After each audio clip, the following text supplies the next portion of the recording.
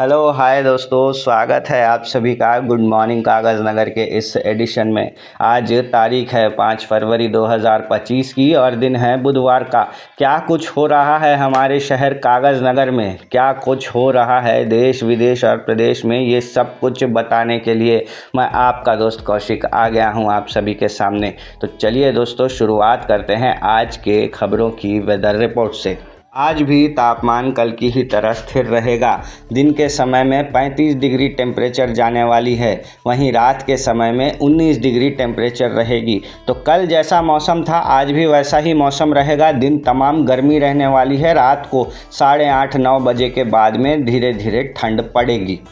शुरुआत करेंगे अमेरिका से, जहां दोस्तों अभी सफाई का कार्यक्रम चल रहा है। जी हां, जब से डोनाल्ड ट्रंप वहां के राष्ट्रपति बने हैं, सफाई में लगे हुए हैं, ढूंढ रहे हैं ऐसे लोगों को जो कि इलीगल रूप से अमेरिका में रह रहे हैं। ऐसे इलीगल रूप से रह रहे लोगों को अमेरिका उनके देश में वापस डिपोर्ट कर रहा है, यानी भेज दे रहा है। 207 भारतीय भी मिले हैं, जिनको कल एक विशेष फ्लाइट में बिठाकर अमृतसर लाकर छोड़ दिया गया है। बताया जा रहा है कि इन लोगों के पास प्रॉपर वीज़ा नहीं था, जिस वजह से इन लोगों को अमेरिका से बाहर निकाल दिया गया है। न सिर्फ अमेरिका में बल्कि ये प्रोग्राम भारत में भी चल रहा है। जी हाँ दोस्तों, आप लोगों को याद ही होगा, पॉलिटिकल अनरेस्ट के चलते बहुत सारे लोग बांग्लादेश और म्यांमार से भागकर भारत आ गए थे।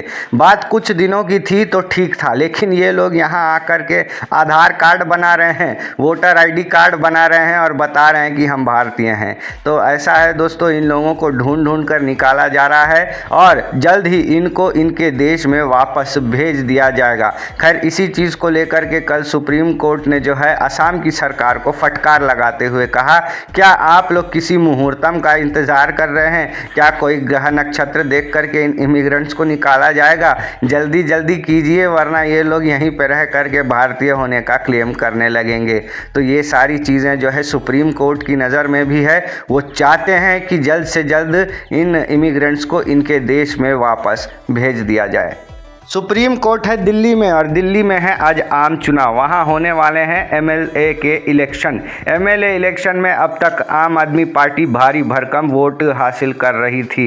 इस बार उनका परफॉर्मेंस क्या रहेगा देखेंगे, और साथ ही साथ देखेंगे बीजेपी का परफॉर्मेंस भी, क्योंकि बीजेपी एमपी इलेक्शंस में तो भारी भरकम जीत हासिल करती है। साथ के साथ एमपी वहाँ पे बीजेपी अकेले जीत लेती है और 15 साल कांग्रेस की वहाँ पे सरकार रही है। उसके बाद से कांग्रेस अचानक खत्म सी हो गई है। क्या इस बार कांग्रेस वहां पे रिवाइवल करेगी? देखेंगे। इन तीन पार्टियों के बीच चल रही भारी भरकम लड़ाई। कुछ सीटों पे तो हैदराबाद की अपनी एमआईएम पार्टी भी वहां जाकर के इलेक्शन लड़ रही है। वो लोग यहाँ पे क्या मिर्च मसाला डालने वाले हैं इलेक्शन में, सब कुछ आज जो है वहाँ के ईवी मशीन्स में लोड होने वाला है और जल्द ही वहाँ पे अभी इलेक्शन कंप्लीट होने के बाद नतीजे भी सामने आ जाएंगे। देखेंगे इस बार दिल्ली की जनता किसको चुन करके अपना एमएलए बनाती है, सीएम बनाती है।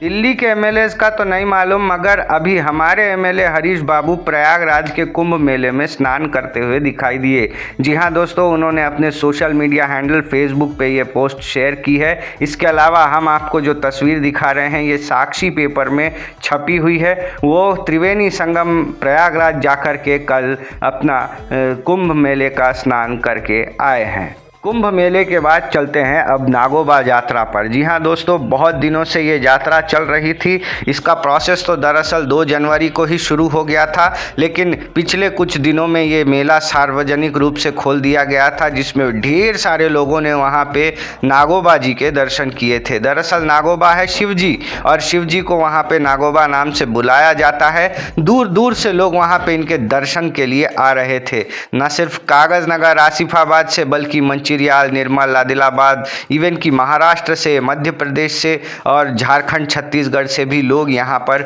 नागोबा जी के दर्शन के लिए आए थे। तो अच्छे से सब कुछ संपन्न हो गया। तेलंगाना का दूसरा सबसे बड़ा ट्राइबल यात्रा है ये, और नॉर्थ तेलंगाना का तो सबसे बड़ा यात्रा था। 31 जनवरी को तो इसके कारण छुट्टी भी दे दी गई थी। तो अब अगले साल नागोबा यात्रा के लिए फिर वेटिंग करेंगे। तब तक चलते हैं अगली खबर पे। आदिलाबाद के नागोबा यात्रा के बाद चलते हैं आदिलाबाद के ही एक और इवेंट में। दरअसल दोस्तों आदिलाबाद एक बहुत पुराना डिस्ट्रिक्ट हेडक्वार्टर है। सेंट्रल गवर्नमेंट, स्टेट गवर्नमेंट ने वहाँ पे इन्वेस्टमेंट करके बहुत कुछ डेवलप किया है लोगों के लिए। तो खैर वहाँ पे एक है इंदिरा प्रियदर्शिनी इंडोर स्टेडियम। इस इंदिरा प्रियदर्शिनी इंडोर स्टेडियम में शुरू हुआ है कबड्डी का इवेंट। जी हाँ दोस्तों, ज़िला के हिसाब से वहाँ पे कबड्डी की टीमें पहुँची हैं। पूरे तेलंगाना से 33 जिलों की 33 कबड्डी टीमें वहां पे खेलने के लिए पहुंची हैं। ये आप तस्वीर देख सकते हैं। हमारे कोमरम भीम ज़िले की जो कबड्डी टीम है वहां पे मार्च पास्ट कर रही है। दरअसल कोई भी इवेंट शुरू होता है, टूर्नामेंट, तो टीमें पहले वहां पे मार्चिंग करती हैं। आपने ओलंपिक में भी देखा होगा। तो ऐसी ही एक मार्च पास्ट हमारी कोमरम भीम की टीम कर रही है। उनके लिए हमारी ओर से बहुत बहुत शुभकामनाएं। देखेंगे क्या हमारी कोमरम भीम की टाइगर वाली टीम वहां पे जीत हासिल कर पाएगी या नहीं। खेल के बाद आते हैं लोकल चुनावों में। जी हाँ दोस्तों, लोकल चुनावों का मतलब हमारे पंचायत के चुनाव, म्यूनसिपैलिटी के चुनाव और हमारे परिषदों के चुनाव। तो अभी इसको लेकर के भी तेलंगाना सरकार चर्चा कर रही है। असेंबली में ही कल एक कांग्रेस के बड़े लीडर ने इसके बारे में प्रेस स्टेटमेंट दिया है। जैसा कि आप ये साक्षी पेपर के आर्टिकल में देख रहे हैं, पहले परिषद के चुनाव होंगे, उसके बाद पंचायत के चुनाव कराए जाएंगे और आखिर में जो है म्यूनसिपैलिटी के इलेक्शंस होंगे, ऐसा बताया जा रहा है। तो खैर परिषद का मतलब ZPTC और MPTC के चुनाव पहले कराने की प्लानिंग चल रही है। तो यहाँ पे मुद्दा ये नहीं है कि ZPTC की संख्या कितनी है, क्या है, वो तो हर मंडल को एक ZPTC होगा। लेकिन जो MPTC की संख्या है ना, वो बढ़ाने की प्लानिंग चल रही है। जी हाँ दोस्तों, अभी तक 3-4 गाँवों को मिलाकर एक MPTC बनाया जा रहा था, यानी आपका आबादी के हिसाब से ये जो है बंटवारा किया गया था। लेकिन चूंकि आबादी बढ़ गई है, ऐसे में MPTC की संख्या को बढ़ाने की प्लानिंग चल रही है, यानी 1-2 गांव के अंदर ही एक MPTC खड़ा होने वाला है। तो राजनीतिक रूप से ज़्यादा MPTC इस बार इलेक्शन में भाग लेते हुए दिखाई देंगे। और बताया जा रहा है कि 15 फरवरी के अंदर अंदर जो है ये सारे फैसले असेंबली के सेशन में कर लिए जाएंगे। अब इस तस्वीर में रेती और गिट्टी के कुप्पे को देखिए। ये तस्वीर है दोस्तों बासंती नगर के 3 नंबर गांव की। जी हाँ, वहाँ पे कई सालों से एक मांग चल रही थी आंगनवाड़ी बनाने की। दरअसल वहाँ पे आंगनवाड़ी सेंटर है नहीं, इसीलिए लोगों को जाना पड़ता था 7 नंबर विलेज, जो कि बाजू में ही है, लेकिन करीब करीब 1.5 से 2 किलोमीटर दूरी पर पड़ता है। तो लोग वहाँ पे पैदल जाते थे, बाइक से, स्कूटी से या साइकिल से, जैसे भी अपने साधन से उतनी दूर जाते थे, तब जाके उनको आंगनवाड़ी मिलता था।